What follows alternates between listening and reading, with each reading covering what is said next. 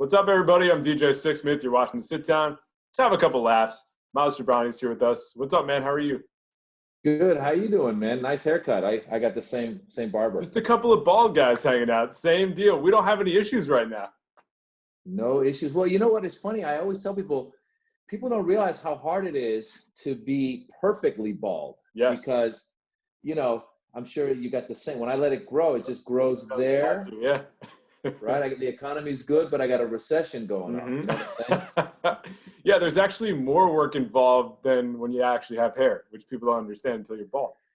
Yeah, bald people, whenever I do stand-up comedy, I'm talking to bald people in the audience. Usually we shave maybe once a week, at most once every 2 weeks. If you got hair, you could go to your barber once every month or something. It's crazy. I mean, now people could be waiting months too before they get back in a barber shop or get a haircut at this point. I know. Crazy times we're living in. So how's everything with you and the family right now? Things are relatively good. I say we're lucky to have what we have. We have a school that our kids go to that did a great job of doing the online school. And, I complain about my kids all the time, but the truth is they've actually done a good job of kind of keeping a regimen. They wake up, have a few classes and they go play in the backyard. Then we might go for a walk in the neighborhood and that kind of stuff. So they've done a pretty good job. So I would say 97% of the time they're good. 3% of the time they argue like an old couple. And I'm like, stop it. So, that's fine. Yeah, you take the good with the bad, right? And it's definitely an interesting time because you were supposed to be on a comedy tour, New York and Denver and all over. So how have you processed all of this? Because you're obviously not doing that right now. Well, it's interesting because whenever I've done interviews, first of all, everyone's doing a lot of Instagram lives and Zooms and all this stuff. And whenever I do interviews, people go, what are you promoting? I'm like, my Instagram live, I guess. I don't know. My Zoom channel, exactly. Yeah. My Zoom chat. So really, it's just, doing the podcast. I got my podcast Back to School with Maz Jobrani. I've been doing an Instagram live every day where I just rant, on @Maz Jobrani. And then the tour in general, I'm used to as a comedian, you're so used to telling people, oh, I'm coming to this town, I'm coming to that town, but I'm not coming to any town, So definitely it's been interesting. And as comedians, we have to get on stage. It's part of what we do, even when we're not touring, we go to the local clubs in LA, maybe 4 or 5 shows a week. And now we don't even have that. So really part of the Instagram lives have been for obviously having connection with my fans and stuff. But part of it is just to keep me sane. And it's funny because like I'll walk past my wife and I'll be like, I'm going to work. And I just go upstairs and I grab my daughter's got this old karaoke mic. I just use the karaoke mic as and microphone. Well, that's the beauty of it. At least you can still get some reps in the world that we live in. If this is like 10 years ago, it just wouldn't have been a thing. I know 10, 20 years ago, we'd be sitting there just, we'd have to read books. Can you imagine? You're doing jokes for your family. That's basically it. Yeah, exactly. No, I've been reading an Elton John biography, which is very entertaining. You know what it is? I realize because it's like, obviously the doctors are on the front lines, even the people that are delivering our food and stuff. They're the ones that are really the ones that we're counting on. And so as a comedian, I go, what can I do? I can provide maybe 10, 15 minutes of just brainless stuff to get your mind off of it. And the same goes for books that I'm reading, like the Elton John biography. It's just light. It's not because my phone's with me all the time. So I'm always going to CNN or Washington Post or New York Times, and it's always death and destruction. And it's just sad and depressing. So just trying to find some light material along the way. Yeah, you need that little escape. But I'm sure the podcast has served as that in a way. So what's it been like for you to build that thing out the last few years? Well, the podcast, it's about 1 year old now. And it also, like in this time, we've been having people on to talk about the coronavirus because it's called Back to School with Maz Jobrani. So it's about bringing on experts and talking to them about, what's going on. So recently it's been experts on coronavirus. So even that, let's face it, it's 24/7, the news that we're all thinking about. So it is something that I'm still interested in, obviously. So if I have experts, I had an expert on who is on this week all about, why do we fall behind? How did it become the catastrophe it's become? And he's a writer for the Atlantic magazine. His name is Alexis Madrigal. He did a great job of writing this article about it. And then next week I have a psychologist on there to talk about healthy ways to deal with it, to be in the moment that we're in, and remind ourselves to exercise, give ourselves a news diet, get away from the news a little bit. Just try to stay sane in these next, months or whatever it's going to take. And so it's been interesting to me, and I hope it's interesting to listeners. And it's all about just giving content out there for people to listen to, get through their days. Music has been great. In my daily Instagram lives, as I try to rant about the day, I just keep playing songs, and I'll do like single song, and that's always nice. So Maz, you have a really interesting story coming from Iran and doing your thing the last few years. It's been awesome to see. I loved you on Superior Donuts. I really enjoyed that show too. So how do you think you've been able to build this thing out? What have been some of the keys for you? First of all, before we go any further, I want to show you the microphone I use. Oh my gosh, that is amazing. Look at that. You should just take that with you on tour for the rest of time. I'm telling you, it's the best thing in the world. And it's funny because when I do my Instagram lives, people who are on for the first time, they're like, does the mic work? And I'm like, no, of course it doesn't work. Like, it is not plugged into anything. This makes it official. When I have the mic, it's official. Well, I feel like going off the whole Elton John thing, like anytime you see him perform, he's got like a microphone just like that. I'm telling you, man, this is what it's about. I say, unless you say it into the mic, it doesn't, it doesn't count. So every morning I call my kids over. I go, hey kids, come here. And then when they come over, I go, come here, I got to tell you something. I go, I love you. So that's sweet. I love you works like that. So you're talking about being from Iran. Yeah, I was born in Iran. I grew up in America, grew up in Northern California. And, being Iranian American obviously has had its own challenges. We came from Iran to America late 1978, right. And then quickly the whole hostage crisis happened, and then people would beat you up for it and blame you for it. And, that's one of the reasons why I'm such an advocate for immigrants and allowing immigrants to come to America, and refugees and Syrian war refugees and people nowadays coming from Central America, all that. And, I always say it's interesting because what we're going through right now with coronavirus is an interesting thing. We're on lockdown. Mm-hmm. Our sports have stopped. Jobs, people losing jobs, people losing money, people losing lives. There's a lot going on.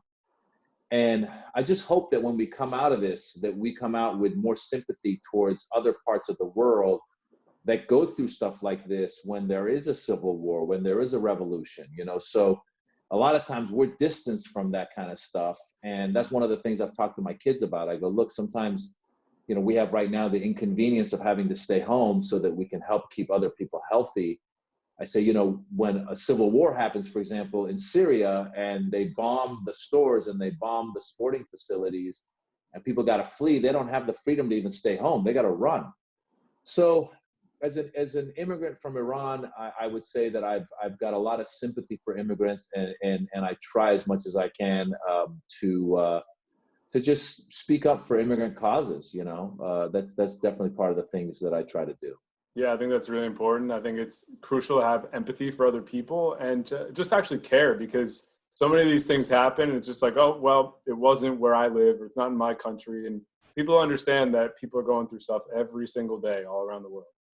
I mean, even now in the U.S., we see some states that are saying, oh, we're not going to go on lockdown. And It's like, listen, we're in this together. The world is a bigger place.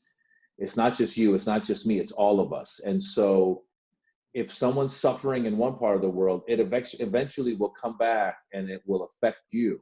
And that even goes with our issues like, when it comes to homelessness, or when it comes to things where people go, oh, I want a tax break, and I don't care if people that aren't making money don't get a tax break, people below me don't get a tax. This whole thing of like tax break for the rich. I have friends of mine who are very successful, and they go, oh no, I like the 10% that I'm saving on taxes or whatever. And I go, listen, if you aren't willing to put money towards healthcare for the less privileged, if you aren't willing to put money towards education for the less privileged, it'll come back and haunt you, because then you're going to live in a society where people are not educated, they're poor, they can't afford anything, and you'll be walking home one night in your beautiful neighborhood and you're going to get mugged or you're going to get stabbed or whatever it is. So we are in it together. And so, yeah, I hope that might be something that we come out of this, a little more empathy when we come out of this together. Yeah, I'm right there with you. And even having those conversations with people or just using comedy as an entry point, because some people can't see it in other ways. So what's been like for you to use comedy to kind of get through some of these different barriers that you have with people? Well, my Netflix special, I called it Immigrant. And the reason I called it Immigrant was exactly that. It was filmed in 2017 at the Kennedy Center in Washington, D.C. And we were coming off of the elections where the word immigrant had really become a negative term. It became a derogatory term. And people were saying, keep the immigrants out. The travel ban had happened, build the wall, all of that stuff. And it's amazing to me how much logic goes out the door and how facts go out the door. And so I thought to myself, if we can't reach people with facts, like the travel ban, for example, banned people from a bunch of countries, and we were sold the travel ban by saying that it was to keep terrorists out of America. But none of the countries on the travel ban had ever committed an act of terror in America, just logically speaking. Or even the idea of building a wall. Well, the wall, a lot of studies had shown, doesn't really stop bad people from coming over. And the idea of building a wall was to keep drugs and drug dealers and all that stuff out. And it wasn't gonna work. So I thought, rather than trying to throw statistics at people, sometimes you can throw comedy at people and get them to get a message without realizing you're sending a message. So my whole special has the word immigrant on it, and it's got a picture of me as a kid on there. And throughout the special, I go through and I talk to the audience and I show that there's people from, South American countries, Latin American countries, from China, from the Middle East, from other parts of the world, and we're all American. And so I felt that one of the things to do in that special was to have people laugh and hopefully realize that a majority of immigrants that come to America come here to improve themselves, come here and make America a better place. And I think that's one way to do it. I heard D.L. Hughley say one time that comedy is like giving people their medicine, but in orange juice, so they don't taste it. That's a very good way to put it. And it's also really cool because you had that runway to do the special the way you wanted to do it. Whereas like maybe 5-10 years ago, early in your career, you're not getting the same opportunity. So what's it been like for you to build this thing out, and what have been some of the challenges that you've had to overcome along the way? Well, listen, I always whenever I talk to young people who want to do comedy, I say the formula is simple. Get on stage as much as you can, write as much as you can. And when I say get on stage, I mean 5 to 10 times a week. I heard Chris Rock say one time that if you're serious about becoming a comedian, you got to move to New York or LA, where you have the opportunity to get up that many times. But early in my career, I was getting up in coffee shops, church basements, strip clubs, you name it, we would take it. And you'd get up and you would work.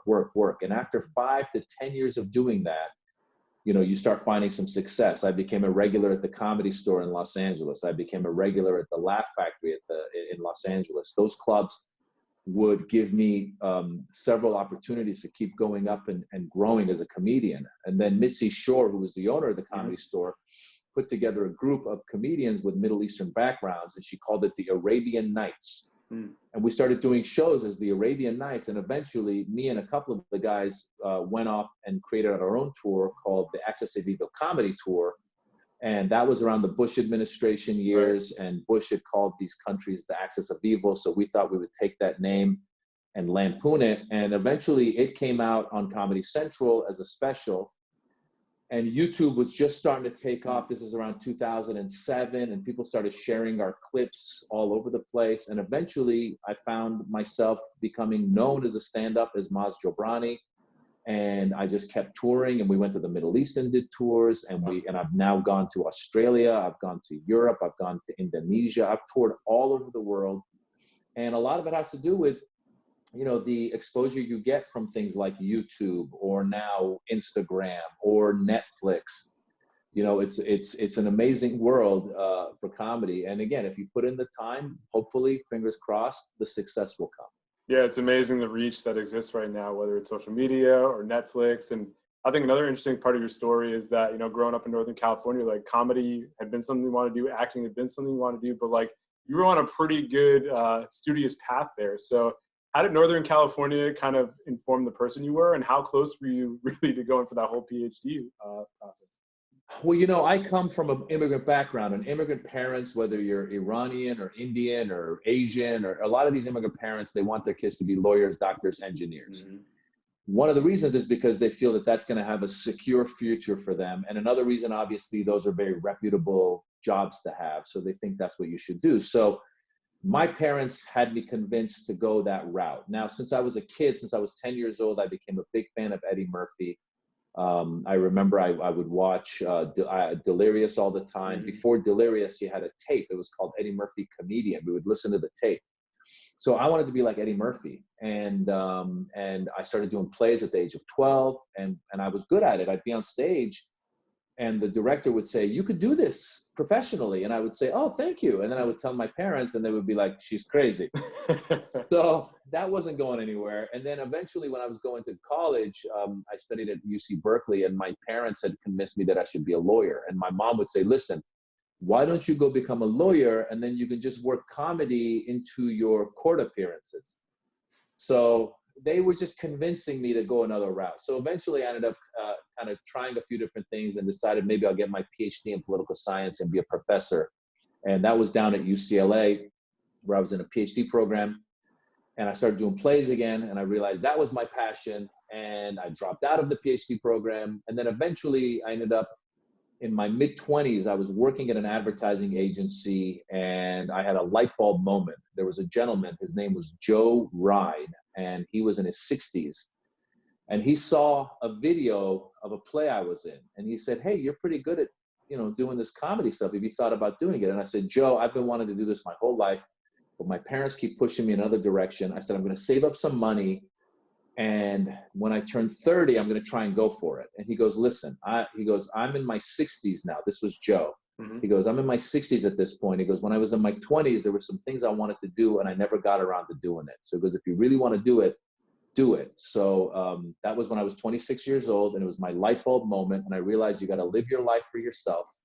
You don't live your life for your parents, right, for your wife, for your husband, for anybody. You live for yourself, because if you have a dream, you need to pursue that dream and then make yourself happy, and then you can make others happy. And so I tell people all the time now, I encourage them. I go, if you get a chance to pursue your dream, go for it. Now, of course, some people are in a point in their lives where, they're married with kids and they have a mortgage. They can't go off and be a rock star. Well, at least learn to play the instrument you've always wanted to play. Don't leave it till later, because you might never get to it. Yeah, that's really great advice right there, Maz. I really appreciate you sharing that story.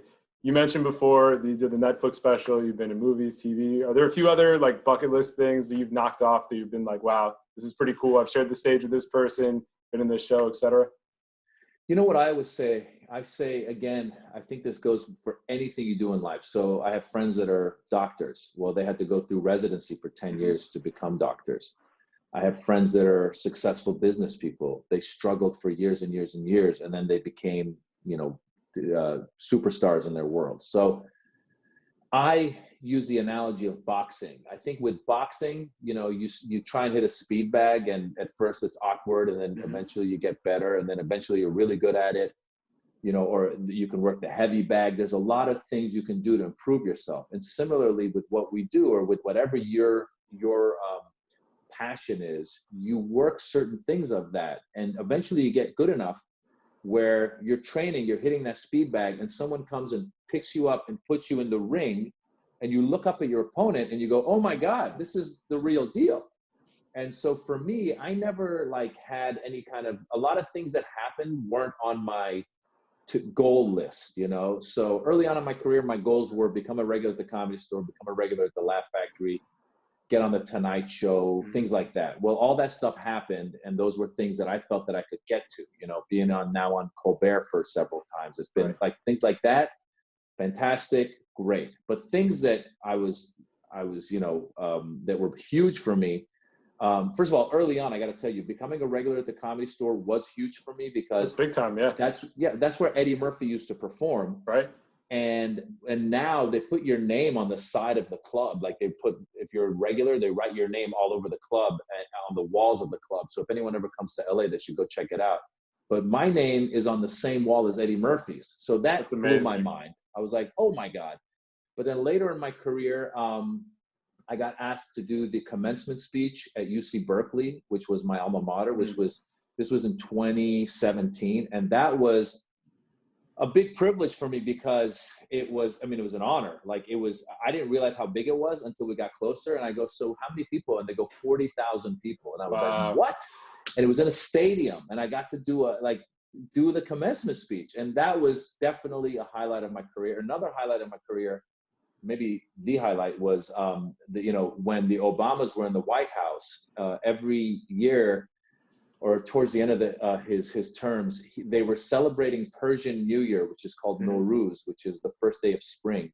They were celebrating it at the White House. And I think that they were trying to do celebrations for all the different American communities. So I believe they had like the Greek, they had a Greek celebration. They had a celebration for different Arab communities. They had, different Latino communities. So ours was the Nowruz. And so I was asked to speak at that. And I got a chance to not only speak and do a little bit of kind of stand up at the White House on that podium where the president always speaks, but I got a chance to introduce Michelle Obama. Oh, wow. And to me, again, that was like blow my mind moment. I'm like, what the hell is going on here? So you just don't know what that thing's going to be. You do you get in there, you just go. And then all of a sudden you look up and you're introducing Michelle Obama at the White House.